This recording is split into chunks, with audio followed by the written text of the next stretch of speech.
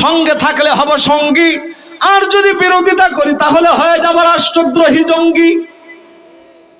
ভাইরা আমার, 7 জন তরুণ যুবক ভাবলো আমরা জঙ্গি হয়ে মরতে চাই, কিন্তু বাতিলের সাথে আতওয়াত করতে রাজি নই। দ্রিম দ্রিম বাজে ঘন তুন্দ বিদামামা, হাকে বীর শির দেগা নাহি দেগা মামা। মুসলমান শির দিতে জানে, মাথা দিতে জানে, কিন্তু বাতিলের সাথে আতওয়াত করতে জানে। 7 জন তরুণ যুবকের সামনে 3টা পথ খোলা। গভীর মনোযোগ দিয়ে কথাগুলো শুনতে হবে ভাইয়েরা আমার। 1 নাম্বার হলো আতওয়াত। তারা বলল আতওয়াত করতে রাজি নই।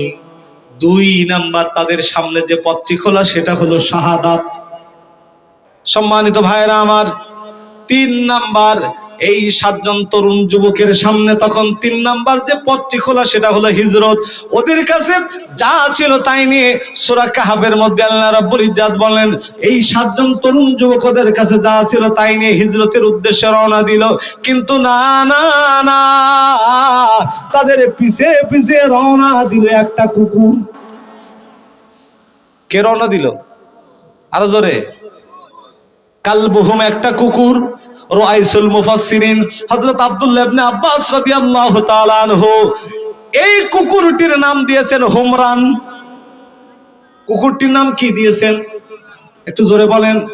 এই হুমরান যখন পিছে পিছে পিছে পিছে রওনা দিয়েছে ভাইরা আমার, এইবার গভীর রজনীতে 7 জন তরুণ যুবকের পিছে পিছে রওনা দিয়েছে কুকুর।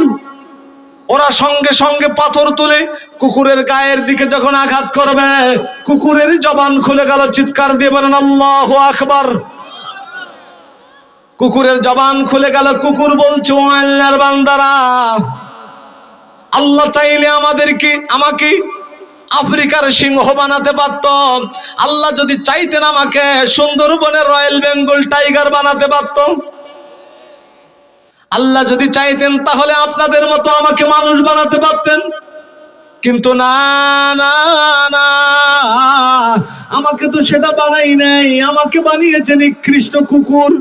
কিন্তু আমি স্পষ্ট ভাষায় আপনাদেরকে বলতে চাই, আপনাদের বিরুদ্ধে গ্রেফতারি পরোয়ানা জারি হয়েছে, আপনাদেরকে হত্যা করা হবে। জালিম স্বৈরাচার আপনাদের দুনিয়া থেকে শেষ করে দেবে। সকল আয়োজন সম্পূর্ণ করতে চাই, আমি আপনাদেরকে সহযোগিতা করতে চাই। একান্ত আপনজনের আমার 7 জন তরুণ যুবক, ওরা আস্তে আস্তে আস্তে করে লক্ষ্য করে দেখে রাত শেষ হয়ে যাচ্ছে। ওদিকে পূর্ব দিগন্তে লাল আভা দেখা যায়। লাল আভা দেখা যায় মানে এখনই এই মুহূর্তে এই জালিম স্বৈরাচারের সৈন্যবাহিনীরা এদেরকে ধরে ফেলবে, এদেরকে আক্রমণ করবে, দুনিয়া থেকে শেষ করে দেবে। এবার গুহার মধ্যে আশ্রয় নেবে কাহাফ, এই গুহার মধ্যে আশ্রয় নেবে।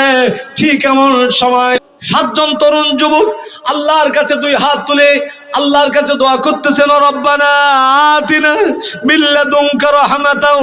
সূরা কাহফের 10 নম্বর আয়াত, রব্বানা আতিনা মিন লাদুনকা রাহমাতাও ওয়া হাইয়্যি লানা মিন আমরিনা রাশাদা। আল্লাহ বলেন, তোমরা যখন আমার কাছে সাহায্য চেয়েছো, আমি আল্লাহ তোমাদের বিজয় দেব। ভাইরা আমার, গভীর মনোযোগ। এইবার 7 জন তরুণ যুবক যখন গর্তের মধ্যে, ওই গুহার মধ্যে ঢুকতেছে, ঠিক এই সময় ওই দোয়া যখনই করেছে আল্লাহর কাছে, দোয়াটা বিদ্যুতের গতিতে আরশে আজিমে পৌঁছে গেছে।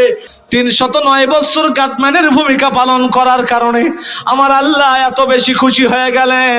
আমার আল্লাহ ঘোষণা দিলেন, ও যদিও কুকুর, যদিও নিকৃষ্ট, কিন্তু হিজরতকারীদের শুধু সমর্থনার সহযোগিতা করার সিদ্ধান্ত নেওয়ার কারণে, 309 বছর গাটম্যানের ভূমিকা পালন করার কারণে আমার আল্লাহ ঘোষণা দিয়ে দিলেন, শোনো শোনো শোনো, এই কুকুর আসহাবে কাহফের সঙ্গে জান্নাতে চলে যাবে। কুকুর কোথায় যাবে একটু জোরে বলেন। একান্ত আপনজনের আমার, তাহলে আজকে যে সমস্ত আলেম ওলামারা ঘর ছাড়া হয়েছে, বাড়ি ছাড়া হয়েছে, আমার আলেম দ্বীন ভাইয়ের মতো যারা ঘর ছাড়া হয়েছে, বাড়ি ছাড়া হয়েছে, ইনারা যদি আজকের কোরআনের পক্ষে আপনাদেরকে আহ্বান করে, নীরব বিপ্লবের মাধ্যমে ওই কুকুরের মতো যদি আপনি সমর্থন করতে পারেন, আল্লাহর জাতির কসম আপনার জীবনের গুনাহ মাফ। কি কথা বুঝতেছেন তো?